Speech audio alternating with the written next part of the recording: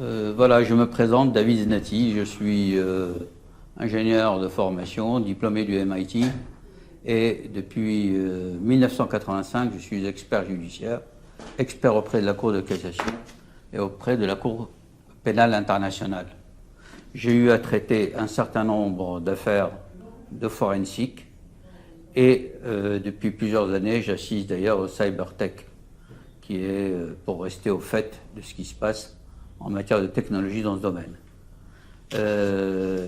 Juillet 2021, j'ai été appelé par les avocats du Royaume du Maroc pour m'exposer une problématique qui concernait l'accusation du Royaume du Maroc qui aurait utilisé un logiciel Pegasus de la NSO israélienne et pour écouter un certain nombre de personnes.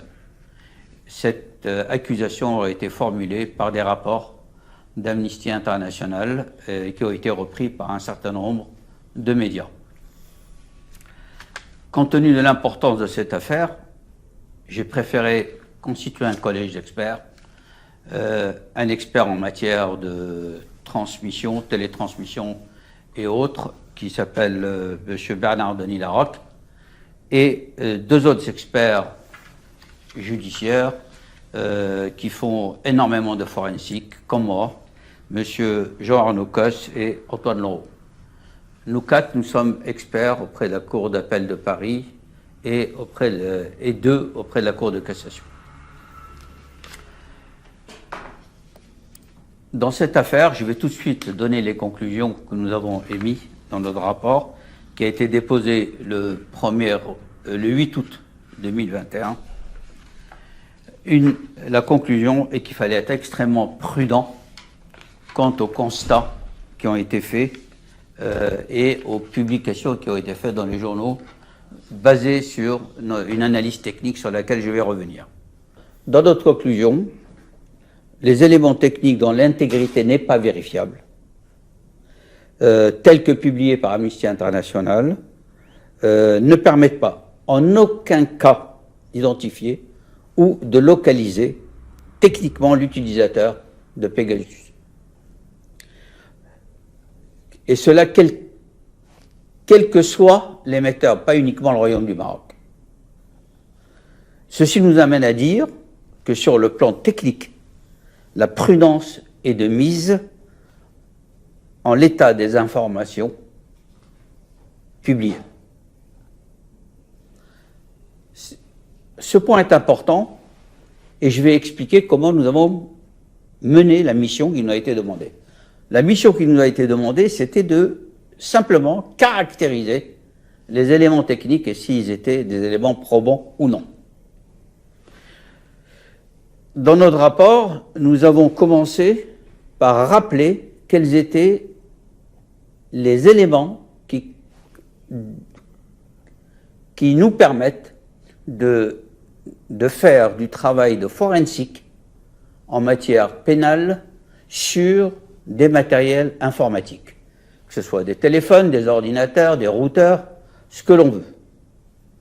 Et un des éléments fondamentaux de notre travail, c'est la traçabilité et de vérifier que tous les éléments qui ont été constitués ont été tracés, commentés, documentés sur le plan technique.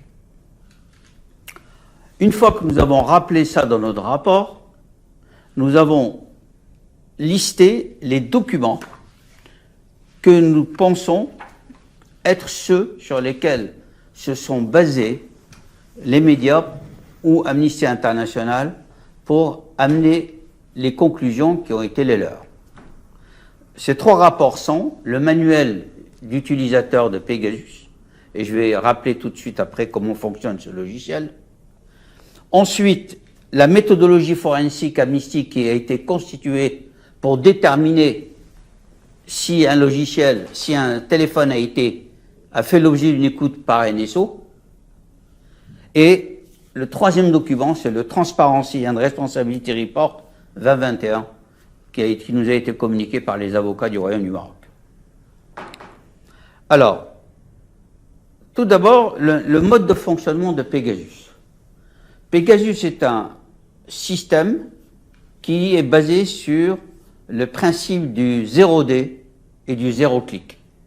Le 0D veut dire qu'il y a des failles dans les systèmes utilisés, comme Android ou iOS pour Apple, qui ne sont connus de personne et pour lesquels il n'y a pas eu de correction.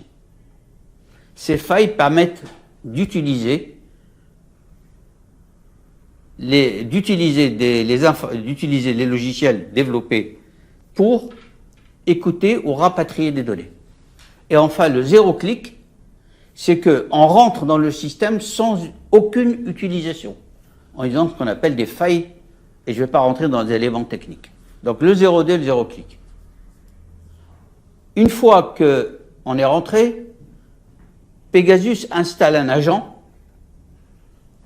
à eux dans le terminal, qui peut être le téléphone, l'ordinateur ou ce que l'on veut, et selon des paramètres utilisant le serveur qui contient le logiciel Pegasus, il peut à un certain moment donné écouter, prendre des informations, ainsi de suite, et quand il le souhaite, il peut tout effacer dans le système pour qu'il ne laisse aucune trace.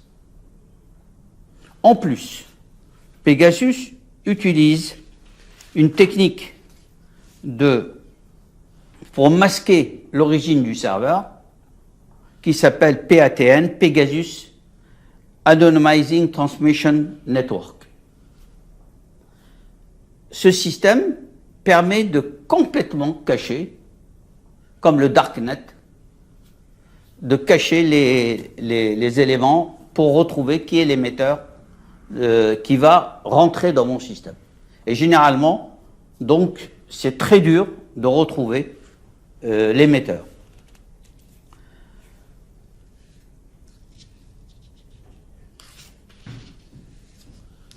Ce qui est important, c'est que si on veut savoir qui a écouté si telle ou telle personne ou pays ont émis des écoutes sur des numéros de téléphone, le seul endroit où cette information existe, c'est là où est le serveur NSO.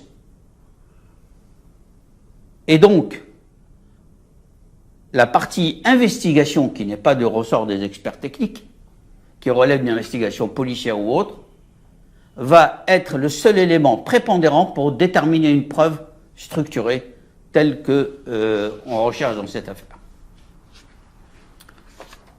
Donc, ce que nous avons fait, nous avons aussi repris dans notre rapport toutes les données communiquées par Amnesty International dans ces rapports. Notamment, dans ce rapport, ils ont communiqué 18 adresses mail sur lesquelles, qui ne sont pas des adresses mail iCloud, mais des adresses mail Gmail ou Outlook, et on n'a pas la liaison avec iCloud. En l'état de ces communications, nous n'avons pas d'éléments qui nous permettent de dire d'où viennent ces adresses mail et ces noms de domaine, puisqu'il y a d'autres noms de domaine qui ont été donnés dans ce rapport. Amnesty dit qu'ils ont publié 600 noms, mais on ne sait pas d'où ils viennent, comment ils ont été faits et comment ils ont été associés à la société NSO Group. Donc, je reviens donc à la conclusion que nous avons émise dans le rapport, qui est très importante.